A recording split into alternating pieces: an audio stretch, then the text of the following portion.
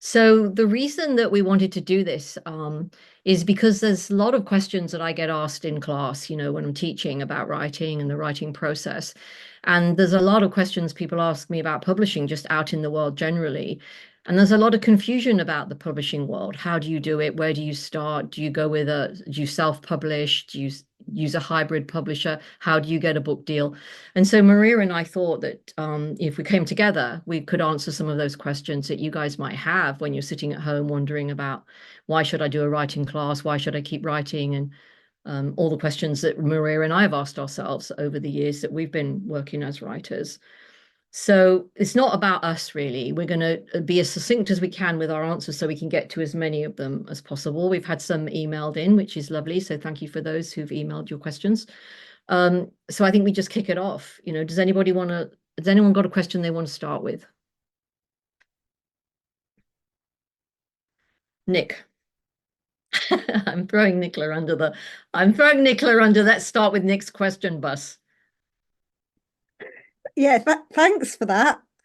I've only got one question which I emailed you, which is too much of, I think, of a big question probably, so it might not be appropriate for here.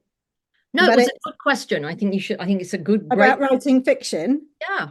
Yeah, so my question was about, and it might just be I haven't reached that stage in the method writing class yet where we do flash fiction and shorts and all that kind of thing. But I've done the character class with you, which I loved, making up stories about people I've never met and all that. And it was really good fun. And I just didn't know, when you're writing fiction, do people normally start with a plot, like, oh, I know this great story I want to write? Or do they start with getting to know their characters really well and let the characters tell you where the story is going to go? It's a great question. A lot of people find the whole idea about writing fiction quite daunting. So it's a great question to kick off with.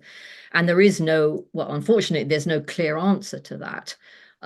Everybody approaches fiction in different ways. You think about formulaic writers like John Grisham, for example. He has a formula, right, that he writes to. You can tell it's in sections like a TV show. His writing didn't start like that. A Time to Kill, his first book, was not like that at all. It's strikingly different from The Runaway Jury. I mean, you could read those books and you can see, he got a great book deal and then they wanted to streamline the formula and now he writes to a formula. But most people, that's not going to be the journey for them. And there are myriad blogs and posts and books on how to write fiction out there, and everybody's saying something a little different and contradicting each other. So it's really hard to know where to start with that. You got to love I can give you some basics. You have to love your story. You got to love the story that you're going to write or that you're feeling inspired to write about. Is as part of the story, a bit like writing a movie, really. You got to withhold information. You got to have high stakes towards the sort of second end of the second act. You got to understand how to write strong, good characters. In a lot of, if you Google how to write fiction, one of the most commonly read things is going to be find your unique voice and the unique voice of your characters. Well, that's like saying find your authentic voice. As a writer, that's an incredibly hard thing. What's your authentic voice? Like there's something out there, and let me go on a pilgrimage to find my authentic voice. Nick, your authentic voice is your voice. It's your voice. It's what sets you apart from everybody else out there. And so the way I look at character and fiction, and I am working on a sort of faction book at the moment, is to remember that it's not plot, character, voice. It's voice, character, plot. So the writer's voice creates the characters, and the characters in turn show you what they want the plot to be. So you can have a vague outline. You could be writing fiction now, even though you're not yet doing, poets and writers, flash fiction, short story. You could be writing fiction at home now, regardless of what exercises you're doing in class with me. Anything that you're doing in class with me will help writing fiction. But it's always to start with your voice. And to start, I think short story flash fiction is great to start with rather than to go into, to write a full length novel. I mean, when I wrote two novels, and it was overwhelming to try and keep a record of the storyline and the arc and everything. It was quite daunting. I loved it. It was a lot of work. I wish someone had said to me, go do flash fiction short story, get an idea for how the arc of a story goes. But I would say the most important thing is voice first, because your characters change their mind all the time about the plot. You might have your character, very committedly in a heterosexual relationship, and then all of a sudden, you're exploring with her a bit more, and all of a sudden she's dumping her husband and going off and dating women, and you're like, well, that wasn't the plan when I first started writing her. But the more we relation with our characters, the more they show us the plot that they want to be part of. So it's a sort of a co-creative journey, but that can only happen if you're clear about your voice, and that can only happen if you understand how to access your voice. Does that help your question? Yes, thank you. It's a huge relief because I thought I had to have a story before I could put my pen on the page the first time. So that's really helpful. Thank you. No, and with all the art that you're doing right now and all the stories you must have, that every time I look at one of your paintings, I think there's a story in that painting. And the fact that you give them such beautiful names as well. It's like, you could start just simply writing a little synopsis about each painting in the name of the character. Of who she is. You've done the muse level, you know how to do this. You just give her a voice, and you practice writing fictional story about her just this long, like you would see if you went to a gallery. There's a little description about a painting next to it, but you make it up. Thanks, Nick. Just a little addition Yeah. to that. Just put my 2 pence in. A lot of people think that they can't write fiction, like me included. Like I was never a fiction writer. And Jules, when I first met Jules, one of the things that she said to me was she challenged me to write a creative fiction. And I was like, I don't think I can do that. This is way before her method writing classes. And but I'm always up for a challenge. So I sat down and the first one that I wrote, we have like a replica bronze hare on our hearth, and I just looked at the hare and then just started writing about a hare. And I was really surprised. I actually wrote about 6 or 7 fictional stories, children's stories, which I've never done anything with since, but I found it really enjoyable to do. And then the other thing is, even when we think we're writing fact, we're writing fiction half the time, because you can't remember everything. Like even when all the books that I've written, I've gone back into my memory, and people say, how do you remember so much detail? I don't remember so much detail. I make half of it up.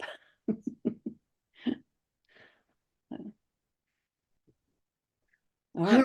Anybody else got a question? Well, Anna's put a question in the chat, so shall we invite Anna to come on? Yeah, let's do it. Let me go and look and see what she said. No, I can't see it. Oh, yes, maybe I can. Oh, no, I can't. No, she sent it to me. Okay. So my question is around, when do you know? When do you know you have something that's like a book in terms of all the writing? Is it plot? Is it words? Is it length of words? Is it story? What is, so yeah, I'll leave that question right there without trying to solve it. You want to take that one, Ria? I would love to jump in and start. So first of all, Anna, you have a book. Like we know that already. Like you definitely have a book. But you don't always know. Like when I was writing A Caged Mind, I was writing for class. And it was only after a period of time when I started to see that there was some theme to my writing. I thought, oh, this might be a book. And when I was writing The Daily Yarns, Jules and Jacqueline saw that I was writing a book way before I could see that I was writing a book.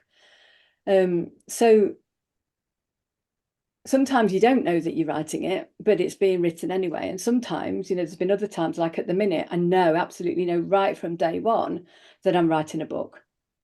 And then there's also, I think in your question in the chat, it was alluding to, when do you know if it's enough? Or when is the book done?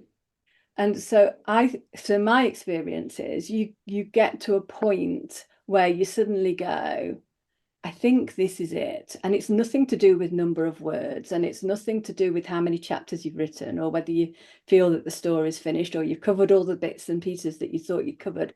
There's just for me, there's just a feeling to it. And you kind of go, okay, that's it, done. That's my first draft done. Doesn't mean the book's done, but that's the first draft done. Thank you, Ria. So what would be my take on that then? I think you sometimes need someone else to say you're done. And I think that you know, product wise, product's never really been my thing when it's come to writing, and everything I've written has been different. You know, I've written a movie, non-fiction, fiction, poetry, everything, you know, it's like I'm not wedded to one genre. The book that I just published this year, that just came out of doing a class. I like books that show themselves to me sort of organically, that there's not a lot of muscling, and anything that I've written has come out of a life experience. So even the film I wrote came out of having a dinner party at my house and someone saying to me, hey, Julesy, why don't we write a movie about our friend David? And I was like, okay. I mean, it was nothing to do with him. The movie became something completely different.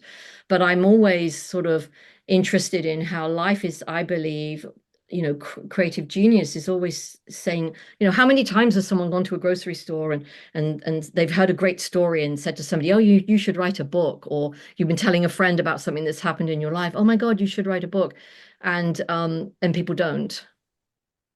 So as far as you're concerned, you know, you know what you're working on in class, you know, you have a book. How do you know when you've finished? You'll just know. And then, you know, and then the question becomes, then what do you do? You know, when you have a book or a first draft, where you go back and you edit, obviously you get, but then what do you do? Then what do you do? Where do you go? You know, and hopefully, you know, you have some direction on how to do that. Self-publish, not publish. You know, have you just written it for yourself and for your family? And do you want to publish? What kind of publishing company? I mean, if there's anybody on this call that's interested in talking about publishing, you know, you've got Maria here, so you should pick her brains on that. But Anna, sometimes you just need someone to say you're done. Yeah. Well, and to that end, I mean, that is the next question. Like, so can you describe at the highest level without like a personal consult for me? But like, you know, okay, so if I get to that place, and it is interesting, I do think that what you were speaking about, both of you, about all of a sudden you're writing and there it is. It's like I didn't go in thinking, oh, I'm going to write a book. It's just like this has been developing. And so there's the like, oh, you know, because our class ends, is it next week? We are our last class. And I'm like, this week. is that the end? Is that the end of the book? You know, I'm half laughing about that idea, but at the same time, it feels like a good push. Like, what if I wanted to capstone this? What if I, you know, and then what? You know, is it, oh, you hire an editor? Is that where you go? I have no idea. I've never written a book before. So this is sort of to your title of this session. What do you want to know? Like, what are all the questions? So, Well, why don't you sit with that for a minute? My feedback to you in regards to your product right now would be if to ponder how you'd want it to finish and write some finishing pieces and see if that tells you that you've got more to write that you haven't finished yet, because eventually you'll map it out, you know, like a hero's journey map, and then you'll see what bits you want to add still. But I would write some finishing pieces. And that means wrapping up the relationships that you've been writing about. And then I sit there for a bit and just ponder whether you've got any publishing questions for Maria, because I want to make sure that we get to other people's questions. But if no one talks about publishing, come back and raise your hand again and let's talk to Maria about publishing a little bit. thank you both. Thank you. And there are a couple of questions coming up. So shall we ask, James has got a question? Yeah. James, would you like to come and ask your question? Yeah, thank you very much. It's a two-parter, if that's okay. The first part is I'll be interested in the panel's top tips on editing, and when do they feel is the best time to share a manuscript, you know, work with their publisher or with a publisher. What was the first question, James? The first part again? Yeah, so sorry. The first is top tips on editing. Get an editor. Oh. How do you do that? You get a bloody editor, my friend. Don't you right, forget the grammar, punctuation, sentence structure, that there's nothing that screams on, cold water on the fire of creativity. Like, I'm absolutely shit when it comes to editing. I'm not interested in it. It was the worst 6 months of my life when I studied Strunk and White, The Elements of Style. I thought I needed intravenous whiskey the whole time. And so my attitude is, and there are some people out there who are brilliant as editors and they can make magic out of my words. Right. So you get I'm going to answer that bit. And then when it comes to, I'm going to hand you over to Maria, because she knows everything editor wise, publishing, and let's see what Maria comes up with. Great question, James. Thanks, Jules. A really good question.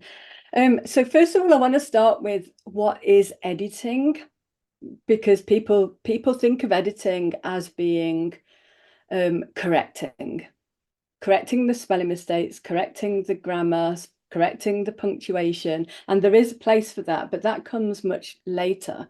I would say that comes more in the proofreading, which is towards the end than it is at the early stages.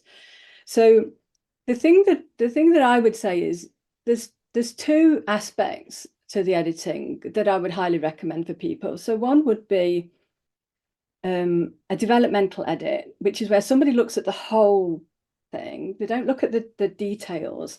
They look at the whole thing. They look at the structure. They look at the arc of the story. They look to see what's missing. They look to see what could be added. They could look to see what could be taken out. And that's quite a big piece and can make a huge difference to the overall aspect of the book. The other way of looking at the editing is seeing how you can make the writing better. So it's more of a creative edit than it is a technical edit. And so one of the things I say is you could send the whole book to an editor to look at it from a creative editing point of view. But an editor can look at just a couple of pages and say, there's a whole load of things here that are showing up in this couple of pages that are permeating the whole of the rest of the book. And so, because most editors charge by the word or they charge by the hour. And so if you send the whole thing for that kind of creative edit, in the first instance, you possibly could end up paying a lot more for it than you need to, because a lot of it would be repeated all the way through. So when I'm working with people, and I do some editing, is I'll say, let me have a couple of pages first. I'll give you all of the things that are showing up in that couple of pages. You sort that lot out in your whole book, and then get it sent for a developmental edit and a creative edit, and that saves time. And then later there's the proofreading. But as a top tip for editing when you first start is look for there's an awful lot of people use an awful lot of filler words. And I know there's a lot, and I've just done it myself, just in saying that, is look for all the filler words. Because when I submitted my first book to the publisher, my contract was for 60,000 words and I submitted 80,000, and they said to me, take the filler words out, and I removed 10,000 words just by doing that. So that's a top tip in that way. But it does kind of take like what Jules was talking about as the creative juices, it does kind of take that away, because now it's a little bit more of a a particular exercise looking for that kind of thing. And cut the adverbs, anything ending in ly. Cut all your adverbs and your ing words, because that makes the writing softer. Take out any words like very, or sort of justify as words like sometimes, perhaps, maybe. All of that softens the power of writing. So James, I'm working on a book right now, and then part of Maria's team, she has a great editor that she works with, and so so you work it backwards, right? So Maria needs my book by November to publish it for the new year. So that means her editor, Michael, who's just gifted, he needs the final draft by August, which means I need to probably do 3 edits between now and August, and I haven't finished writing the book yet. So, it's like, so once you've written something, then personally, I would then edit it 2 or 3 times myself, because the first draft is just getting it done. The second draft is tidying it up. The third draft is looking at where you've said the same thing more than once, or haven't said something the way, and fine tuning everything. Because like Maria said, when you send it off to an editor, you want them to have as close to the final copy as you can, because I don't want him to come back to me and say, well, Jules, I've noticed you're doing this on the first 5 pages. I want to be done by the time it goes to him. So then, he just comes back, says, do this. He reads the whole thing, says, do this, and then we're ready to go. Do you have a book that you've written? Yeah. So I got 2 books. The 2 genres. One's children's books that has been partly published, and the other one is focusing on those that survived the AIDS epidemic. There's lots being written about those that didn't, but there's a lot that did. So there's a and actually the plot arc was built in that way. So anyway, thank you for your help. That's very interesting. I'll just say one more thing on it around the editing. For me, it's just as fun. Like I enjoy my writing. Not everybody says that they enjoy writing. I find the editing is just as much part of the creative process as the writing. Don't view it as a chore, because that will drain the juice out of you. So I see it as a chore, but I beat myself up about it. Oh, don't do either of those things. Definitely do not beat yourself up about it. It's just part of the creative process. Okay. All right. Thank you very much, both. Thank you. Okay. What else is in there? Elizabeth, would you like to come and ask a question? Hello. Hello. Hello, it's lovely to see you. Maria. Hello. How are you? Hello. I'm good, and I've heard so much about you, Jules. Nick Bird, my very good friend, she told me about this tonight. So after 11 years, I have nearly finished my book. Wow. And I realized I wasn't writing it because it wasn't the right time. And then suddenly I dropped deeply from my head into my heart, and I knew what to write in April last year. And I received a vision of the chapters. 9 chapters arrived.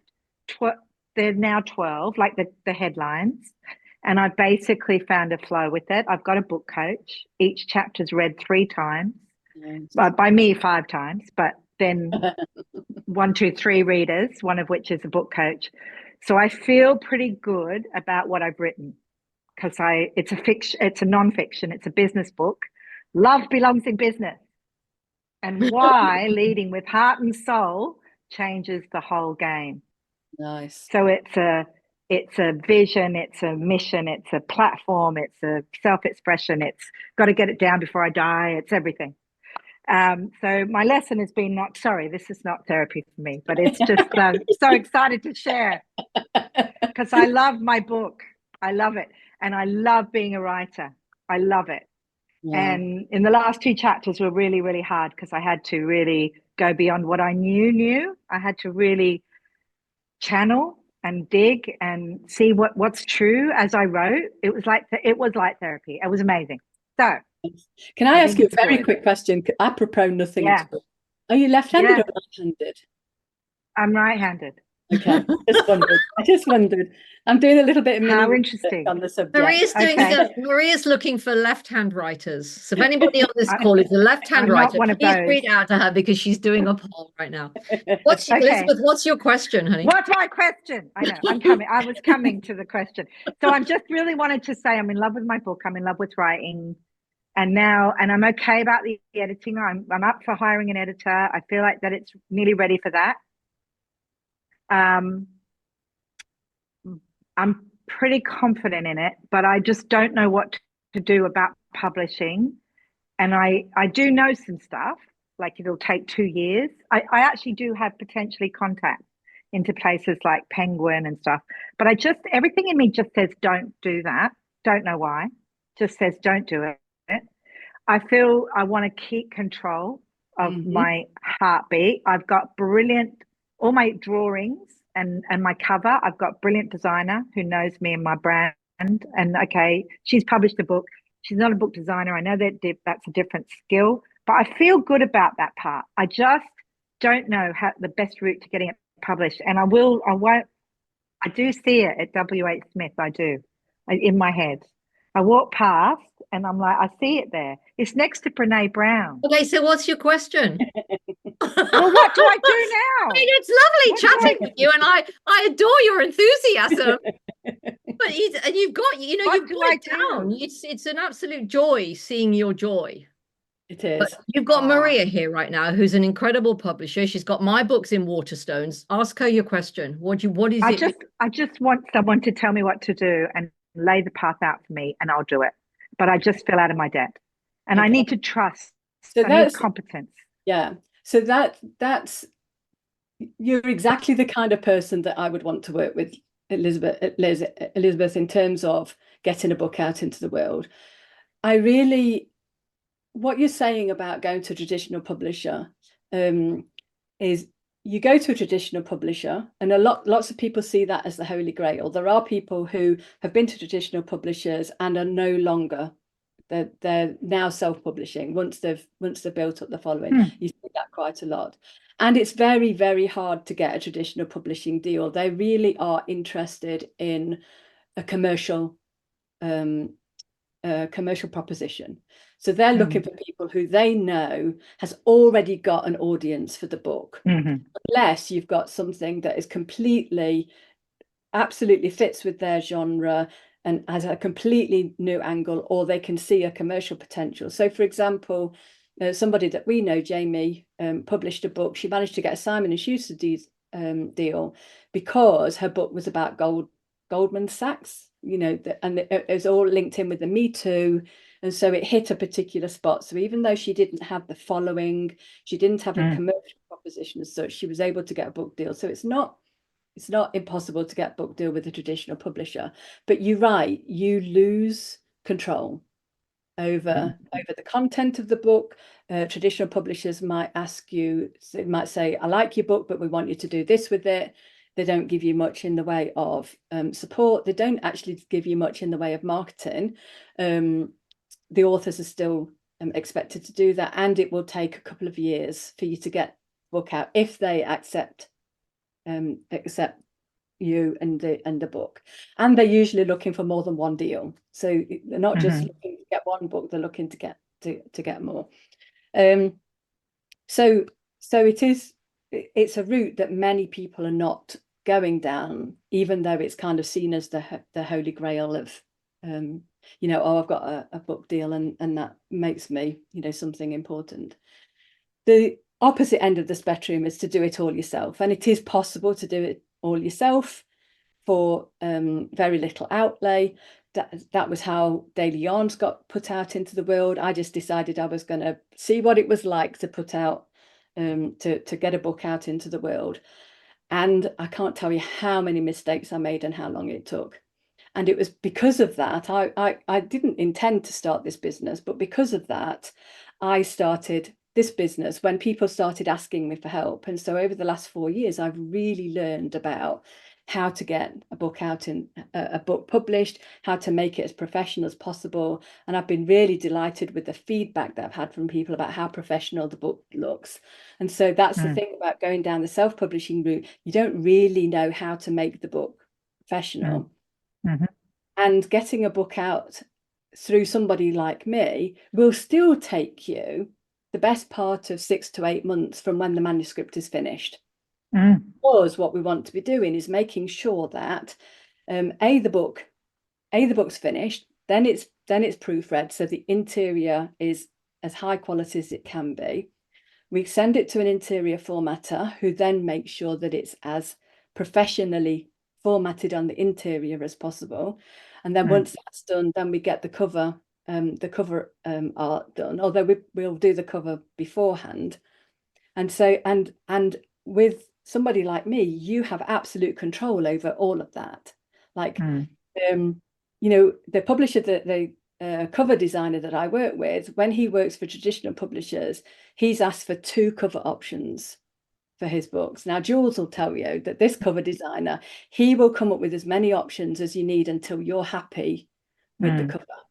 And then what we do is we make sure that we're absolutely spot on with everything before we announce what a publication date is, because we want to make sure that we've got the book in our hands, that it's absolutely perfect in print, and then you've got time to think about the marketing before you do the book launch, because it's hard to think about the marketing while you're doing all of that. And the marketing piece is absolutely important if you're going to get the book out into the world.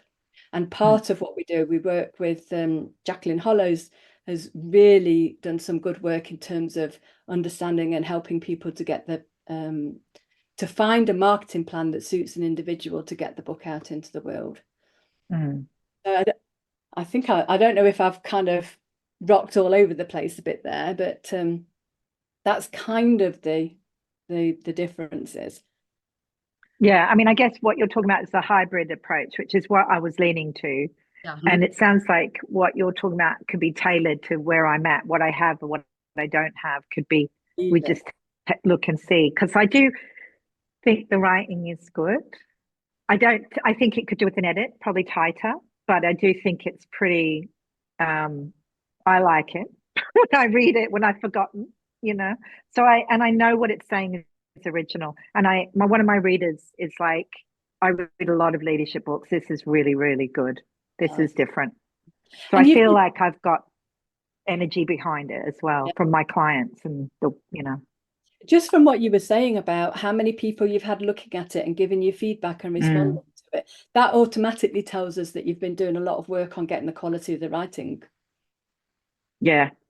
And I channel it. My first write is channeled. I have no editing. But after that, then there's loads of editing, lots of eyes. Okay. I'll just all right. Well, we should talk. Yeah. Jump in with one thing to just tell you this. So when I was working with Jamie on her book, and her book was a bestseller, the Simon & Schuster book that Maria's talking about, it's called Bully Market. She called me crying one day, Elizabeth, because, she didn't like the cover. She was mortified. She didn't have an option. And then when, and she got a good book deal with Simon & Schuster, but man, did she have to work hard with the marketing. And it's not that, it's like if you get a book deal with one of these big publishing houses, it's not as glorious as it used to be. The glory days of them running around treating you like your gold dust, paying for your flights, setting up your book tours, calling the book. She had to call the bookstores, set up everything herself. There's so much work now because they don't have the money, obviously, anymore, because so much of this is being done by people. There's all these new ways to get your work into the world and because authors like yourself want more creative control. And so the publishing houses are not, they don't have the budget that they used to have, to buy books, and then certainly marketing and doing so much of that now gets pushed onto the author, which is not the author's strong point, marketing, calling TV shows, you can get onto a television show and stuff. And the marketing part that Maria's talking about is absolutely imperative. Like, I don't market my books. It's not my jam at all. But if you're going to do it, you've got to get somebody who understands the importance. And that's a specialized niche in and of itself. Maria knows the outline of marketing, but she wouldn't take on a marketing campaign for someone's book. She would get an expert to do that, like Jackie. And so do you have experts like that you use? Maria has a whole team. Yeah, she does. Depending on the kind of things that you're looking for, but yeah, definitely. Because one of my clients is a chief marketing officer for a cookie company. They're actually in the book. She's already offered to do my launch, my PR launch, and so just helping. So she's not a specialist, although she's launching a coffee table book for the company. She's just like, so I feel like I've got kind of people that can help, but I just need the right thing. Ask her some questions about book marketing, which is very different if you're in PR actually marketing a book. They're different things, Get clear about what she could do for you. And then maybe you have a conversation, it's on the side sometime with Maria, and then you can compare.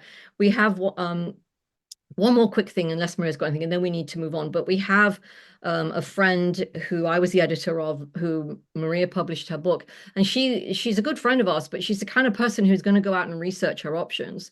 And she researched the absolute bejesus out of publishing, and she came back and, you know, went with Maria. So she's kind of, in my mind, she did the legwork for everybody, because Well, you're definitely selling Maria.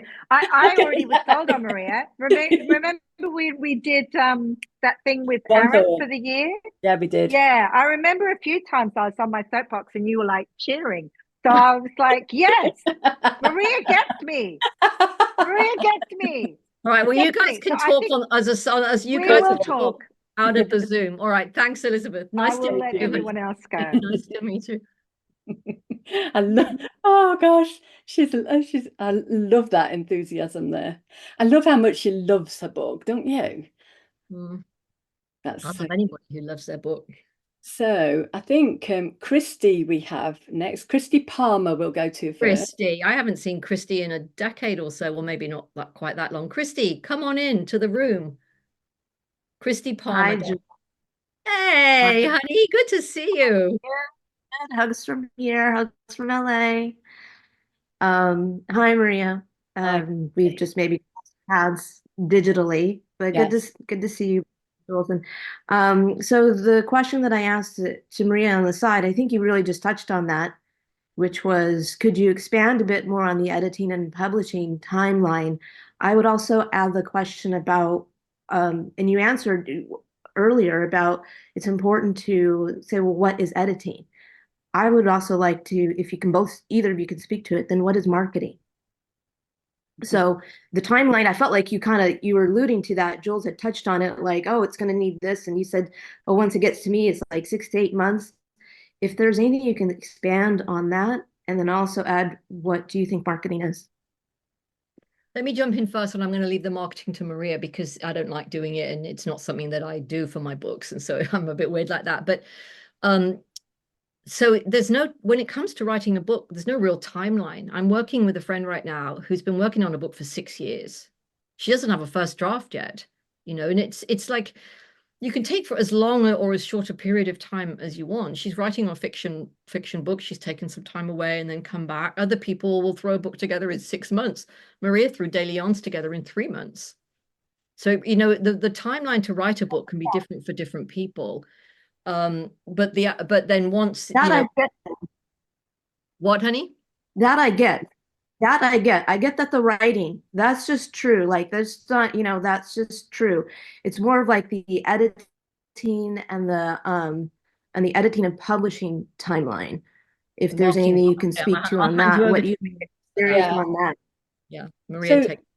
so with the editing, you'll need to give time for the editor to work on the book. You would usually expect to wait 4 to 6 weeks, depending on the word count of the book, to get your feedback back, and then you've got to have the time to not respond, because you don't respond to the editor, but to look at the suggestions that the editors have made and then decide what amendments you're going to make to the book. So you've got to allow 4 to 6 weeks for your editor to be able to go through the book and come back to you.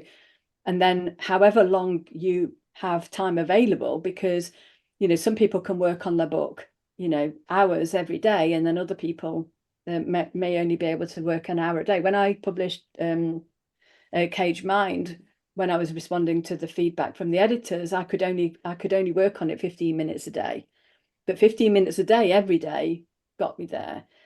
So it depends on how much time available you've got to be able to then put into the work that needs to be done to get to finish each of the different sections of the work that needs to be done.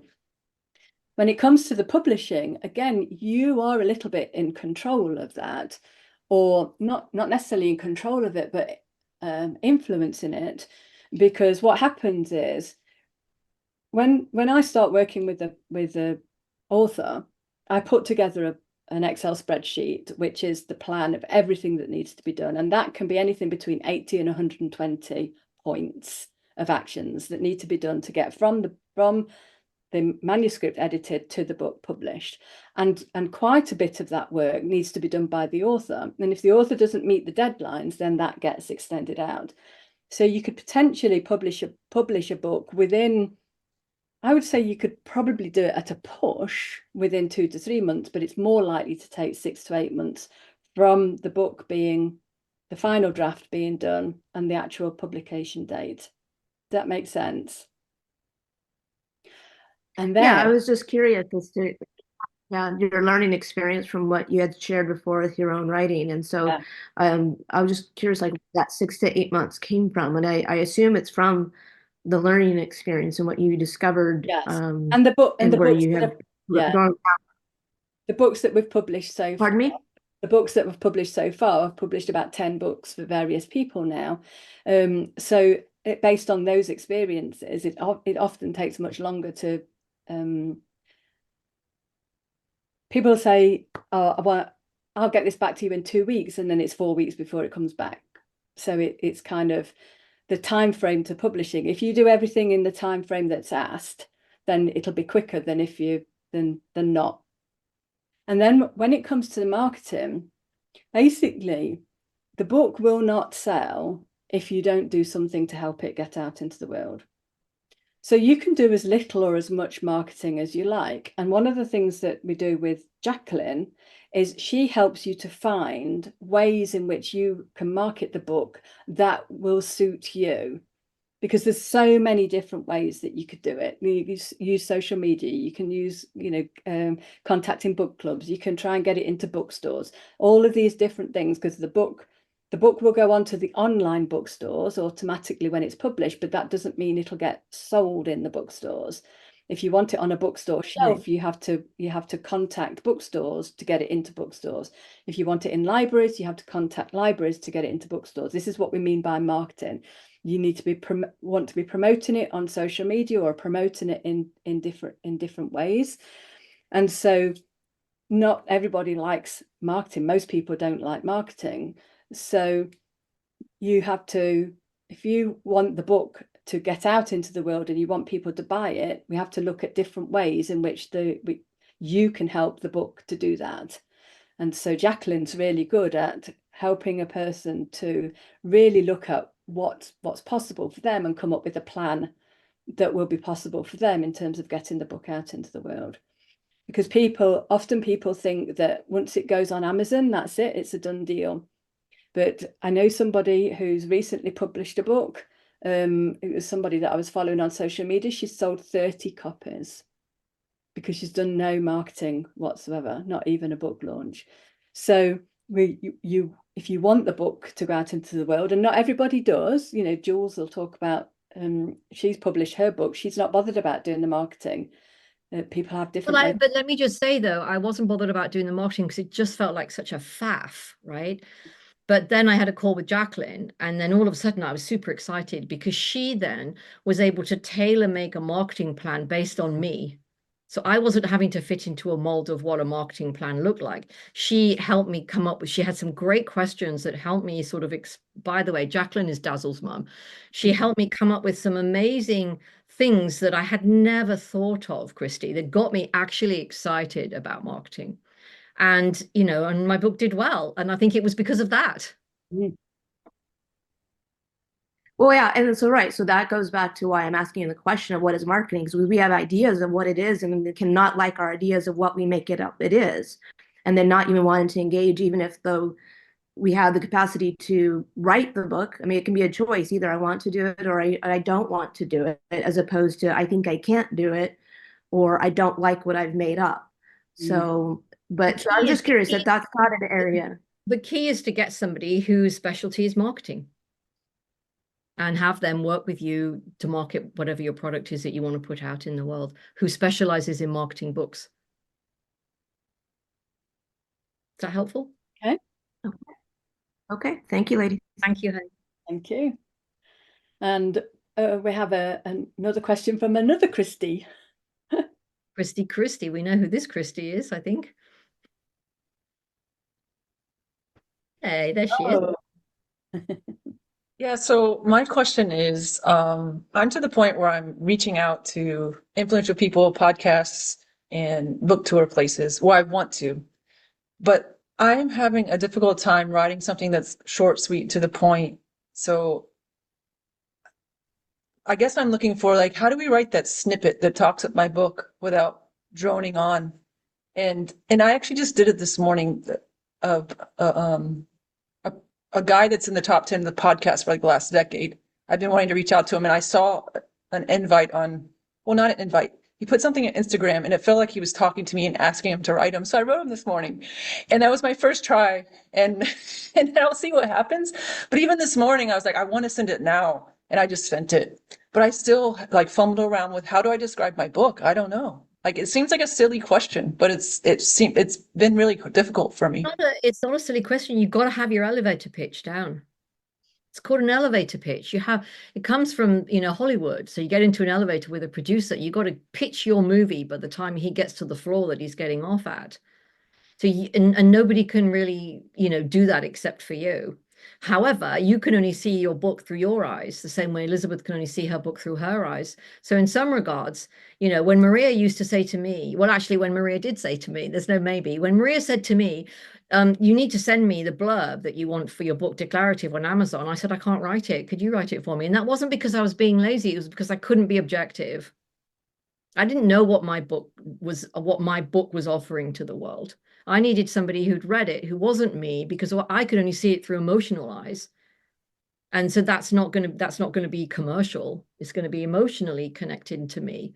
It's going to be my hope, my dream. It's what because we write books that matter to us. And when I wrote that book, it was something that mattered to me, but that it might not matter to someone else if I was to language my elevator pitch on how it touched me. So Maria wrote the blurb for Amazon and people loved it. So have you thought about having someone else write it? Don't look at me, I'm really busy, but have you thought about Yeah. Well, I mean, my book is so strange. It's so unique that I know it is. somebody would have to have read it, and only two people in the whole universe have read it so far.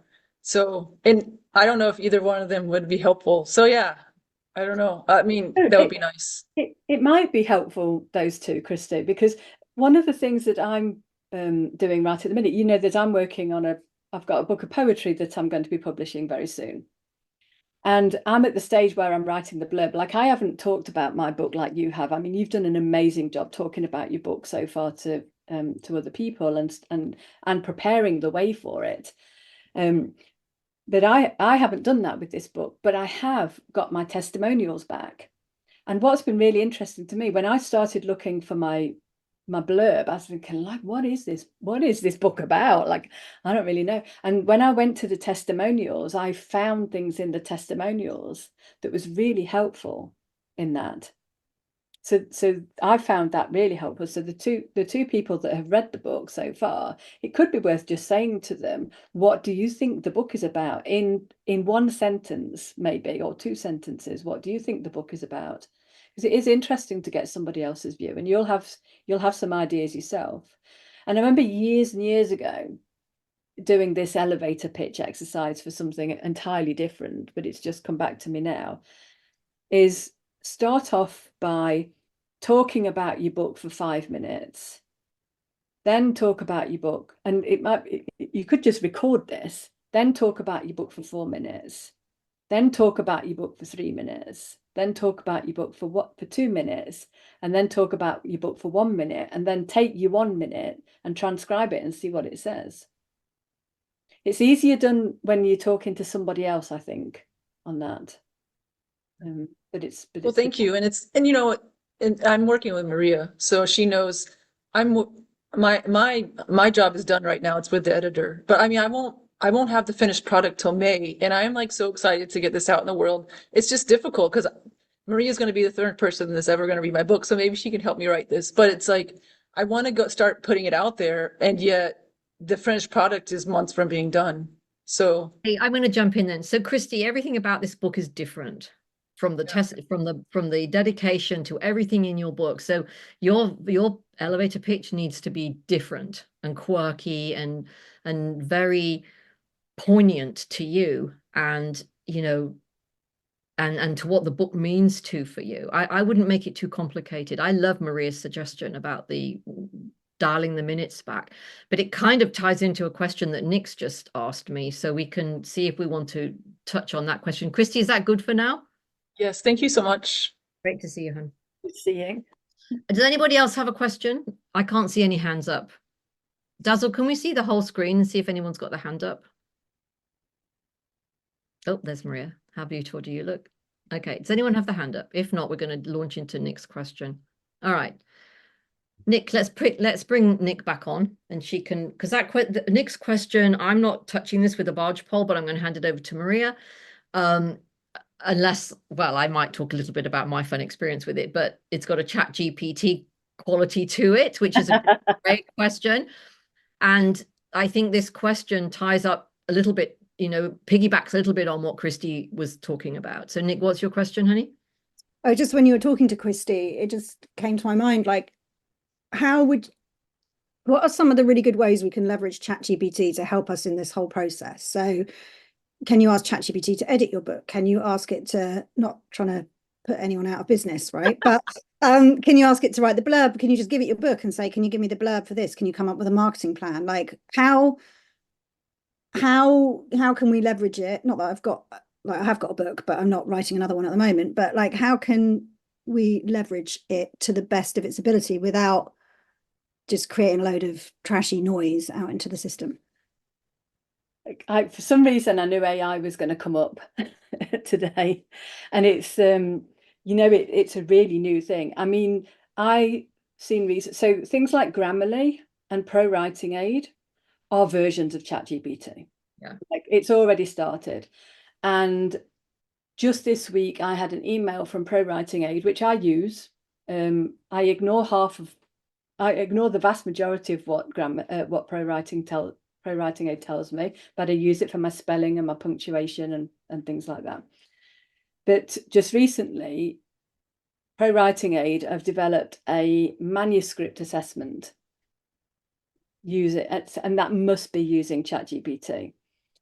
So I think that AI is going to be one of those things that people will use as part of the book. And I think what people will need to remember is that it's a tool, not a writer. So if you think about where the information comes from ChatGPT, it's pulling all the information from the internet, but it can only regurgitate what's out there already. It can't feel, it can't access a deep voice. It doesn't have a lived experience. And so if we're going to use AI, I think we have to think really carefully about how we're going to use it. Now, I have used it really well for writing the blurb. So part of writing Jules's blurb and part of writing the blurb for my book, I've used ChatGPT, but it's taken me several iterations before I have got to something that I finally was happy with. And even then, the final version wasn't what ChatGPT gave me, it was what I did with what ChatGPT gave to me. So I think that AI is definitely going to be playing a part at some point in the future. It's a tool, and we have to really make sure that we're using the tool in the best way, because I think potentially it can regurgitate. It's already, I think people are already writing books using ChatGPT. There are books being put out into the world, but they're not, I would say they're probably not good quality books, and they're not well written books. They might be grammatically well written and punctuation and spelling is all correct, but I don't think there's anything like an individual's voice on the page. But it's definitely moving in that direction. I think Rick has jumped off, but Rick, he is somebody who I work with. He lives in America, and he's very familiar with ChatGPT, and I'm sure he'd be willing to answer any questions if people had them. When we send out a thank you for coming with the link to today's, I'll put Rick's information there. You can reach out to him, Nick, and ask him, because he's a ghostwriter. He's a renowned writer in America. and he's super well versed with AI. So, you know, being a ghostwriter, he's, you know, he's not even writing in his voice, he's writing in someone else's voice. So he's got to be very, very careful about how he does that. And he's very, like I said, very well versed with AI. I will say, as far as grammar is concerned, I did a interesting experiment recently where I put a piece of writing into Grammarly, which is what I use. Maria uses Pro Writing Tips. I use Grammarly. And I put the same piece of writing into ChatGPT for punctuation and grammar, and by far Grammarly was better, because Grammarly and Pro Writing Tips have been around, like Maria said, so much longer. So, you know, the algorithms that they're using are more, you know, I mean, some of the corrections in ChatGPT was like kindergarten corrections, you know, talk about a double dash. It was like every pause was a double dash, and I was just chuckling away. So I don't think that ChatGPT is good at all for punctuation and grammar. But I do think it's really helpful for fine-tuning other things. But I like what Maria said about, you know, how it's actually compiling stuff that's already out there and written in a certain way. And we don't want to lose sight of the most important voice is yours. You know, and so often I think if you take a piece of writing and put it into ChatGPT, it might sound more intelligent, but it doesn't necessarily sound like the writer anymore. And the reader can pick that up. I mean, when people kept posting stuff on Facebook, and I was like, oh my God, you know, this was when ChatGPT first started happening. You can so tell it's not their voice. Is any of that helpful, Nick? Yeah. One other thing around the ChatGPT as well is you don't know where it's drawing the information from. So in our other business, we have an assessment center for ILM qualifications, and somebody had used AI to complete their assignment, and when it went through a plagiarism check, it came up as this is potential plagiarism, because the ChatGPT had provided words that were somebody else's words. Now it's a really, for authors and writers, so the Alliance of Independent Authors, which I'm a member of, and lots of different people, organizations that are author related, are really quite concerned because of the copyright issues. There's no protection of people's copyright. So as writers, we need to be mindful of that as well. It's going to be a great tool to use, but also, do we want our writing to be plagiarized by other people? So, like, it's a double-edged sword in some way. So that it's just something, you know, it only happened recently. I was thinking, yeah, you don't know what ChatGPT is suggesting that is potentially somebody else's work. Thanks, Nick. Great question. Are there any other questions in the chat, Ria? I haven't got any in mine. Has anybody got any questions about writing? We've done a lot of publishing, so obviously that was very popular. I'm glad that we did that. Mary, come on, Mary.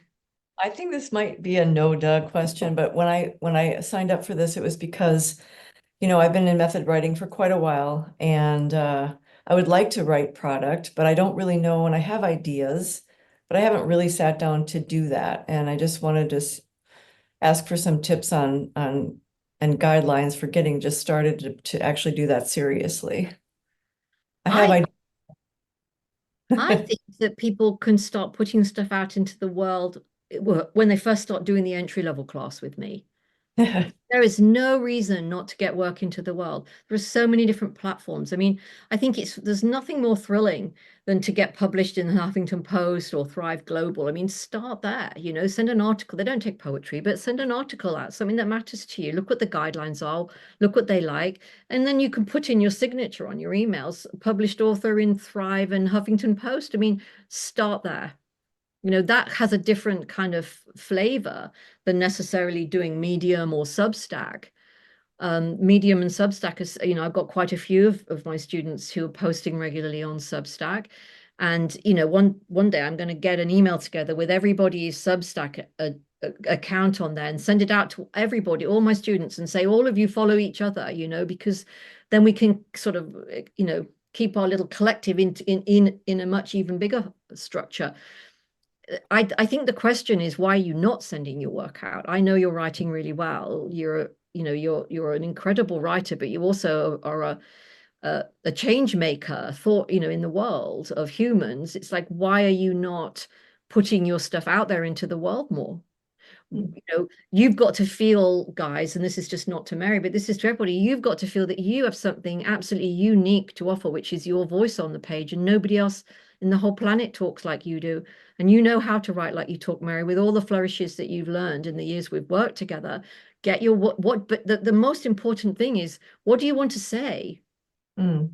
And when Yeah. you're writing, you should always, in every piece that you send out, or you write for yourself, you should never make a point without telling a story, and never tell a story without making a point. And if you can do those two things, so you never make a point, the days of making a point through blog posts without a story are gone. You've got to tell a story as part of your post. So never make a point without telling a story, and never write a story without sharing a point.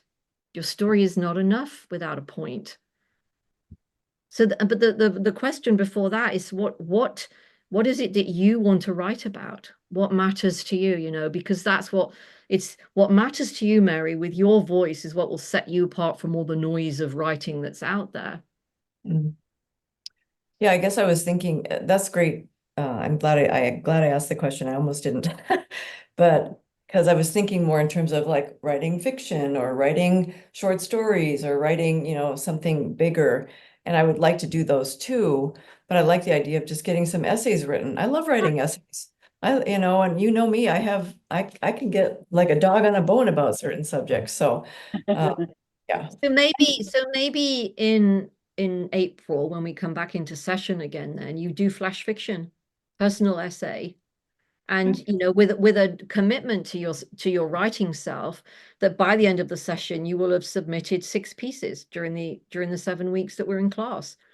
It doesn't matter whether, you know, it doesn't matter what happens, whether people read them or not, you know, but chances are they will, because I know your work and I know you. But it's like, we don't put our stuff into the world, not for the reasons we think we're not putting our stuff into. It's not what you think, Mary, is the reason you're not putting the stuff out into the world. It's not what you think it is. And, you know, you're not going to find out what it is. So don't worry about it. Just put your stuff out into the world. And you know what? It's like, and the point is like, send out a newsletter. Newsletters are, you know, I mean, Yeah, I've tried that. Oh, I can't stick with it. you know, you got to have someone to hold your and the reason that you can't stick to it is not the reason that you think you can't stick to it. You know, this is what's so interesting. I was never going to send a newsletter out. It's the most fun I've had in the last 5 years in writing, probably right now.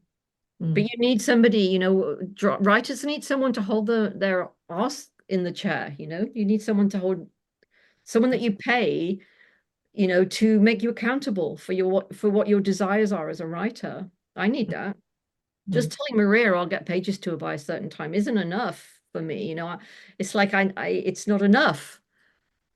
Well, it was actually when we were doing my book, but not as friends.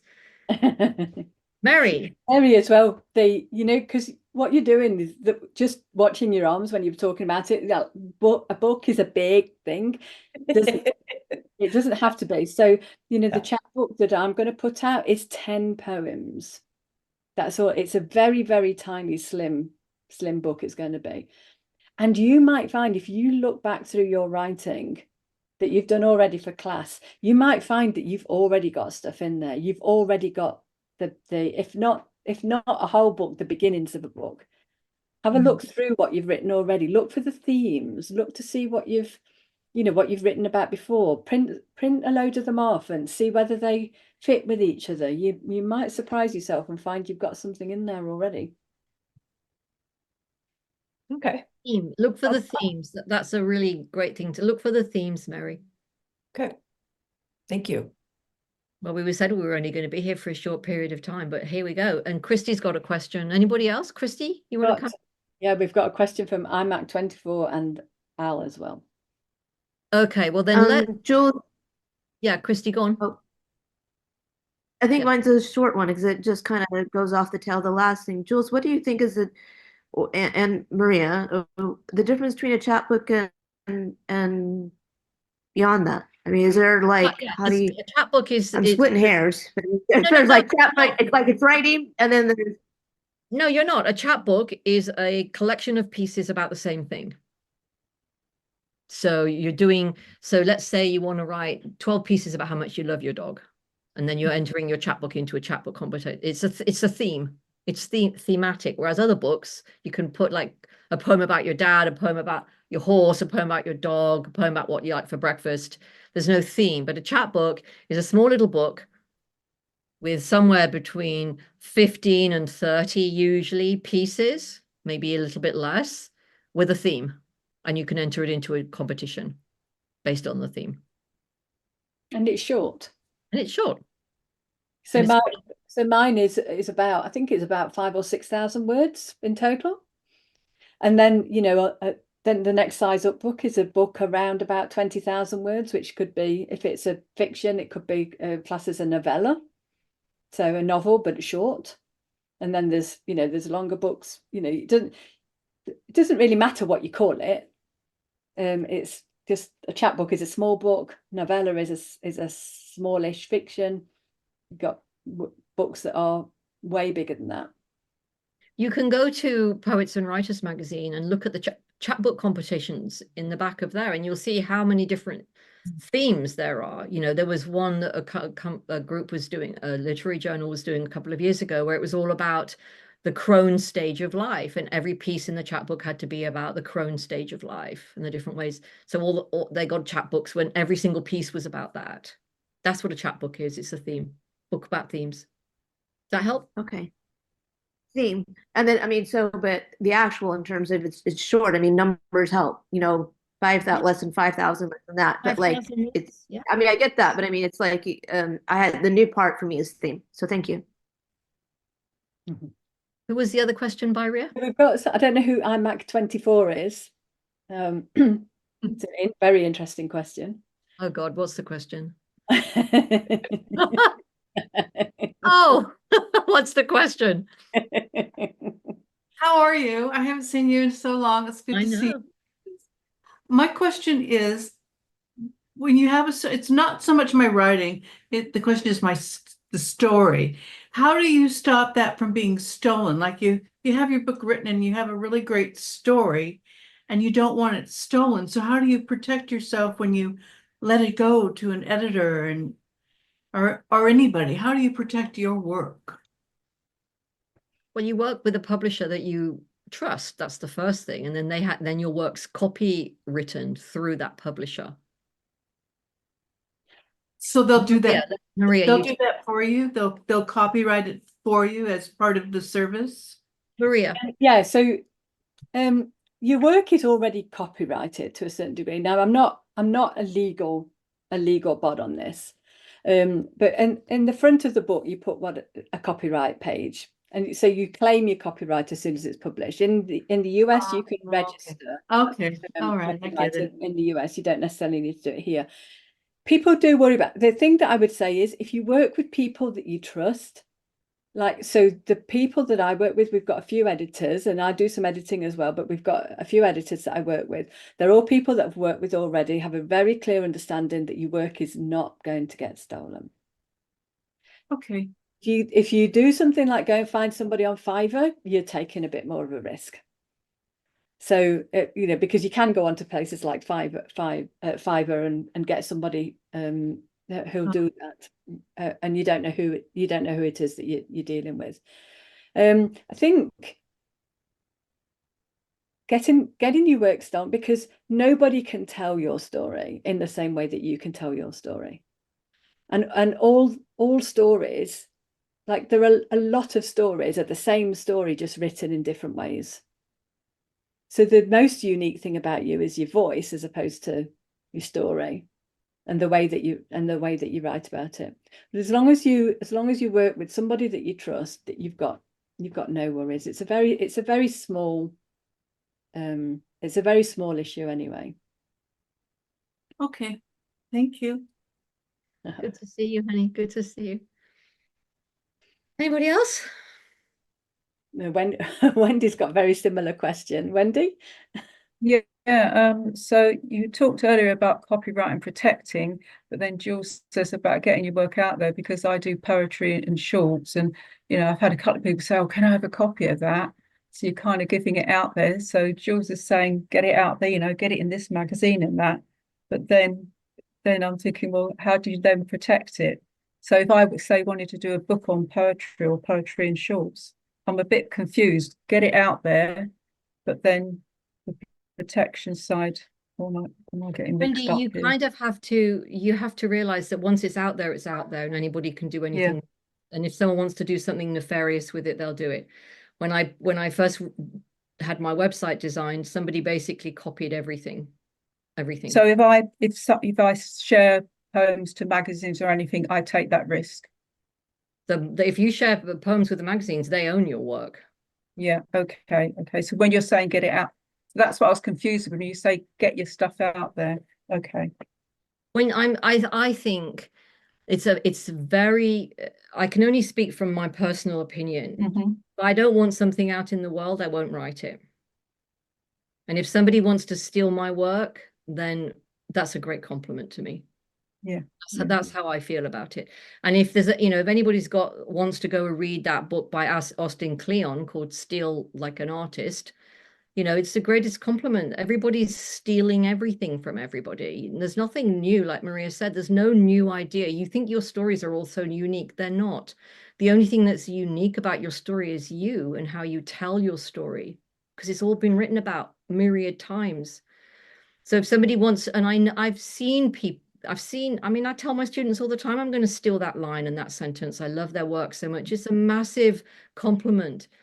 So you're writing, you either write for yourself at home where you can protect everything and nothing, or you decide that the universe and the world out there deserves to hear what you have to share.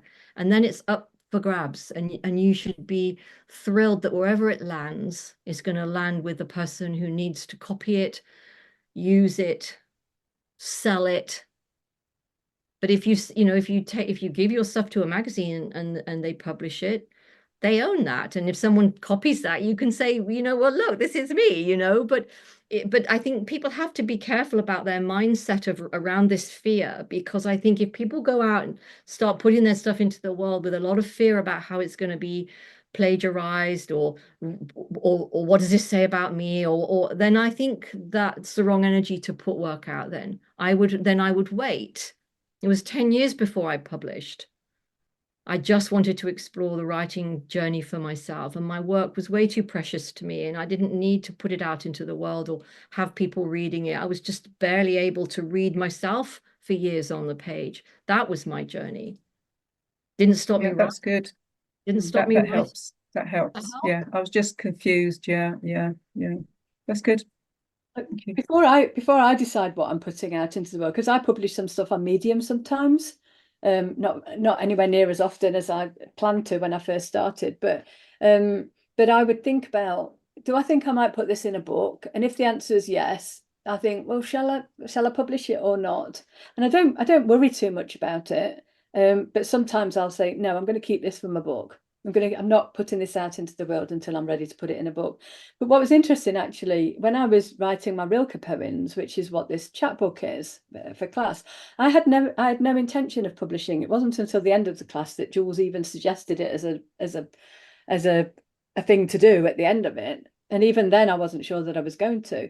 And I published all of those on Medium almost in their draft form. I mean, they're not the same now as they were when I published them on Medium, but they're now going to be published in a book.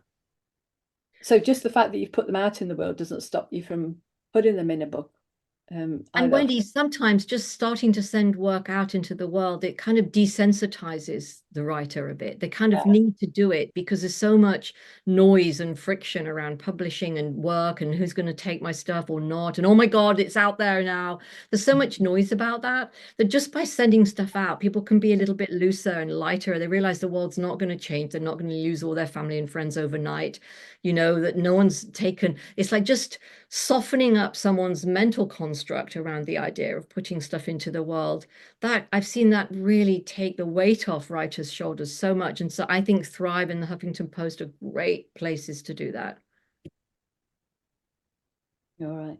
Did you say that Al had a question, Ria? Yeah, I'll come back to that because Lucy's got a question and it relates directly to Okay. what we're talking about. So I'd like to say a bit more on that to Lucy if she wants to come on.